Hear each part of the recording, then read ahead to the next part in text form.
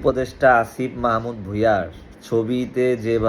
ছবি নিয়ে যেভাবে আন্দোলন করতেছে, ছবিতে যেভাবে জুতা নিক্ষেপ করতেছে, শুধু তার বিষয় নয়, এনসিপি যত নেতা আছে, তার মানে জুলাইয়ের যে সমন্বয়ক আছে, যে যোদ্ধারা আছে, সবার বিষয়ে কিন্তু এরকমের অপমানজনক পোস্ট করতেছে, অপমানমূলক কথা বলতেছে, এই বিএনপির লোকজন করতেছে।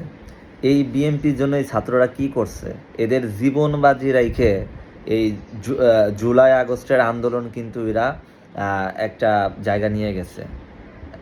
এই ওরা সুবিধা কি পাইছে? তার থেকে সুবিধা পাইছে বিএনপি ক্ষমতা আসে নাই, তার আগেই তারা ক্ষমতায় বসে গেছে, মানে ক্ষমতা পেয়ে গেছে। তো এই ছাত্ররা যে আন্দোলন না করতো, বিএনপিকে আজকে পারতো এই আওয়ামী লীগ সরকারে খেদাইতে? কোনো দিনও পারতো না।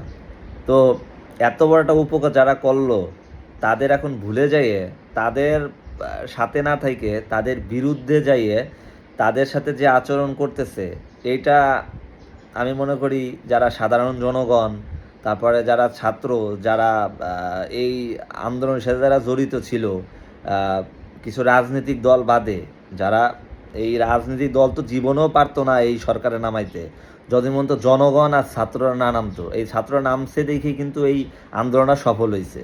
তো এই যারা সফল করছে, এরা কি মাইনে নিতেছে? এটা কোনোদিনও কেউ মানতেছে না, এদের অপমান করা।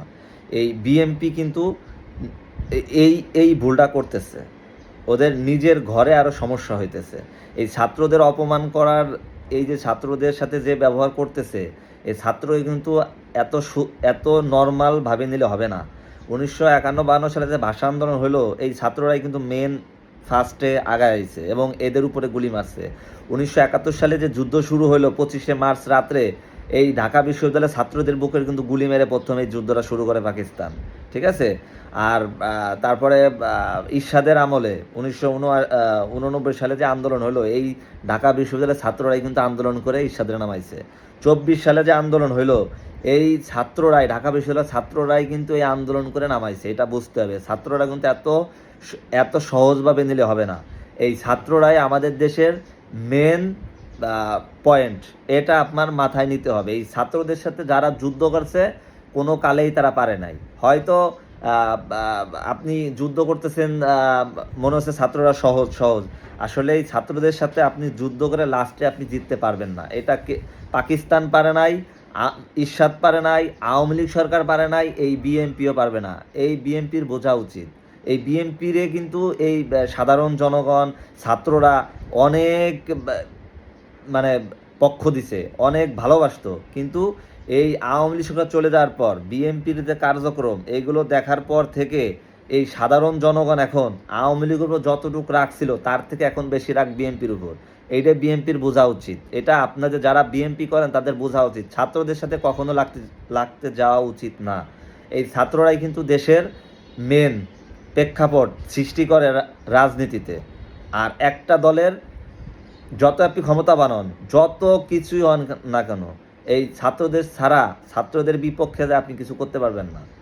তো এই যেটা করতেছেন এখন, যে ছাত্র সমন্বয়ক, এদের বিপক্ষে না যাওয়াটাই সবচেয়ে উচিত। আমি মনে করি সবার মিলেমিশে একসাথে থাইকে এই ইউনূস সরকারের সহযোগিতা করা, এবং ইউনূস সরকার তো থাকবে না, হয় 6 মাস, নাহলে সর্বোচ্চ 1 বছর, এর ভিতরে নির্বাচন দিয়ে দিবে। 6 মাস 1 বছর বেশি সময় না। এই সময়টা ধৈর্য ধরে সরকারের সহযোগিতা করে নির্বাচনের একটা পরিবেশ সৃষ্টি করা।